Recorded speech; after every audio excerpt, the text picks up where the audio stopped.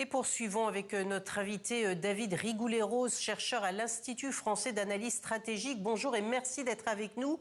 Monsieur, comment appréhendez-vous ce sommet de la paix pour Gaza, basé, on vient de le dire, sur la feuille de route américaine? Ses atouts sont certes incontestables, cessez-le-feu, libération des otages, échange de prisonniers, retrait des troupes israéliennes. Mais après, est-ce que vous y voyez des failles, des zones d'ombre dans ce plan ? Il y aura des difficultés, de toute façon, qui ont été soulignées d'ailleurs par le Hamas, par certains de ses représentants. Notamment, il y a des points qui vont être très compliqués. C'est la question du désarmement, justement, de l'organisation.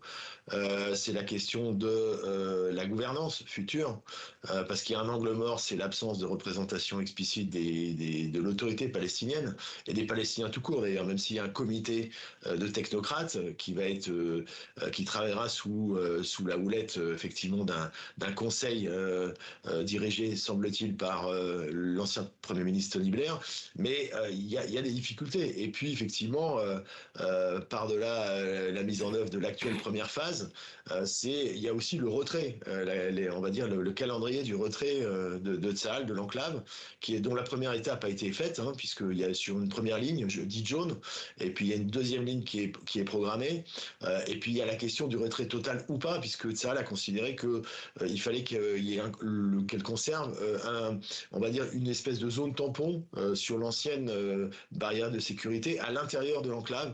Donc tout ça va faire l'objet de négociations très compliquées, mais il y a un premier pas, et la conférence de Sharm el-Sheikh avec tous les représentants que vous avez évoqués, ça montre qu'il y a il y a un consensus général et un soutien global. C'est ça qui est important à l'initiative du président Trump, qui effectivement est le maître d'œuvre du processus qui est enclenché. Vous évoquiez à l'instant la gouvernance, le désarmement.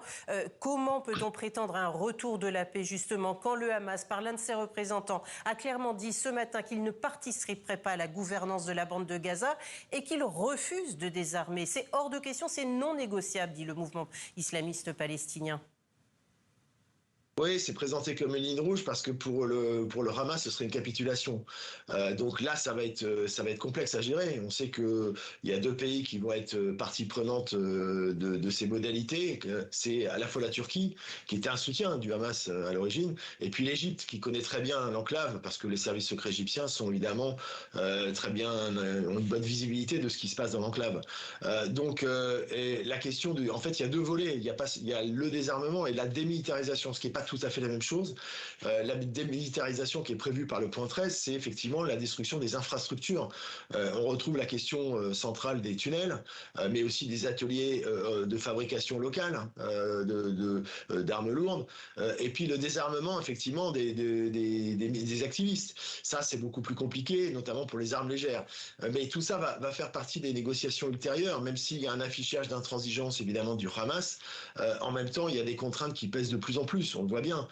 Et c'est l'intérêt aussi du nombre de représentants de la communauté internationale à Sharm el-Sheikh pour montrer qu'effectivement, il n'y a pas d'alternative à la poursuite du processus. Une dernière question sur la solution à deux États. Il ne me semble pas que ce plan de Donald Trump le mentionne, vous l'avez dit, il parle d'un placement sous tutelle, d'une gouvernance internationale, l'implication du gendre de Trump qu'on a vu encore dans le sujet hier soir à Tel Aviv.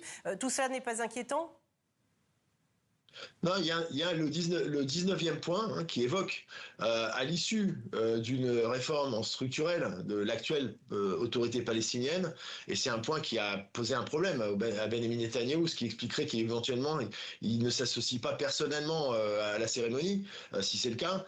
C'est un horizon lointain, mais quand même explicite d'une autonomie potentielle palestinienne à l'issue de ce processus de réforme, puisque la gouvernance qui doit être mise en place a vocation à transférer à terme à une gouvernance palestinienne proprement dite, ce qui n'est pas le cas pour l'instant dans la première étape, avec un horizon encore plus lointain sur la possibilité d'un État palestinien, donc sous-entendu de la solution à deux États, même si évidemment c'est pas explicite, mais c'est déjà en soi suffisamment clair en termes d'éléments pour indisposer évidemment la partie du gouvernement israélien. Donc on voit que les choses sont évidemment très complexes, il y a des enjeux de calendrier et de temporalité qui sont pas du tout les mêmes, mais là dans l'immédiat l'essentiel c'est la poursuite du processus enclenché.